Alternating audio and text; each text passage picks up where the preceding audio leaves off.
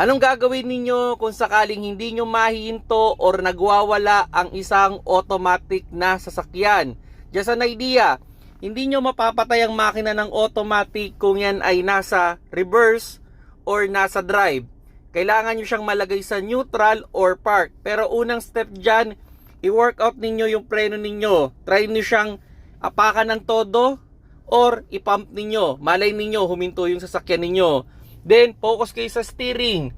As much as possible, hanap kayo ng maluwag na kalsada na wala kayong mababangga. Then, yun, i-workout ninyo yung inyong shifter na mailagay nyo sa neutral or park. Then, i-handbrake ninyo. Yan, possible na huminto na yung inyong automatic. Although, alam ko, nakakalito to. May mga pagkakataon na hindi natin magagawa lahat yan. At least meron tayong konting knowledge kung paano natin mapapahinto ang isang automatic na kotse.